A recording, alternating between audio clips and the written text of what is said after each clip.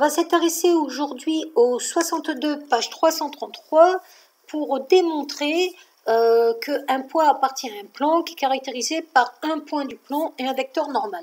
Donc je vous ai fait un petit schéma ici pour vous regarder un petit peu ce que c'est.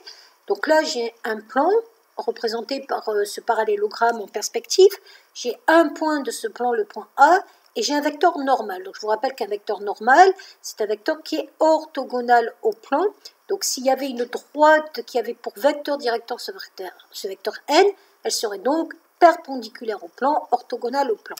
Donc pour faire cet exercice, il y avait deux façons de le faire. Moi je vais vous donner une première façon qui est assez rapide.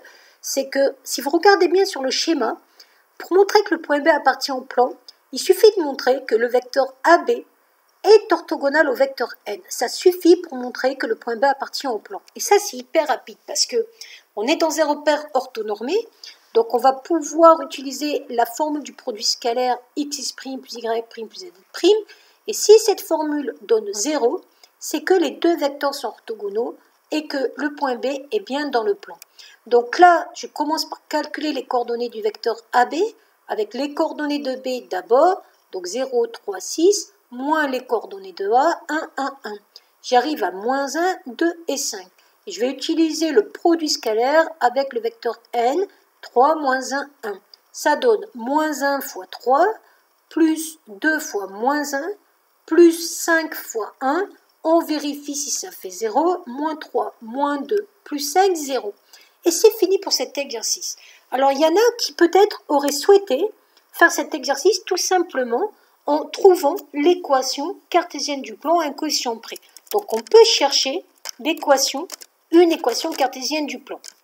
Donc, une équation cartésienne du plan, en vrai, elle va toujours s'écrire de la même façon. Elle va s'écrire sous la forme AX plus BY plus CZ plus D égale 0. En vrai, ça ressemble beaucoup aux équations cartésiennes de droite dans le plan, sauf qu'ici, on a 3 dimensions. On sait par définition que le vecteur n normal est un vecteur qui va être orthogonal au plan.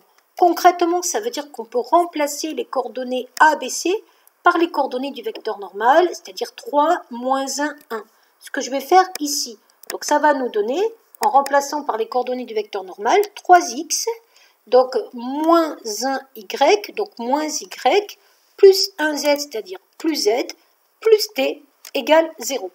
Et pour trouver le coefficient petit d, on va prendre les coordonnées du point A. Donc les coordonnées du point A, c'était 1, 1, 1, et on va les remplacer dans l'équation de l'équation du plan. Donc on prend les coordonnées du point A, qu'on remplace dans l'équation du plan pour trouver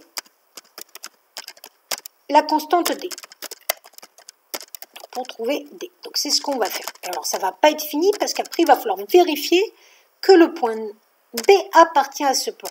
Donc si on remplace, ça va nous donner donc 3 fois 1, j'ai dit que c'était 1, 1, 1, les coordonnées de A si je ne me trompe pas. Donc on va vérifier quand même que je ne me suis pas trompée. Donc les coordonnées de A c'était 1, 1, 1. Donc ça va nous donner donc 3 fois 1, 3, moins 1 plus D égale 0.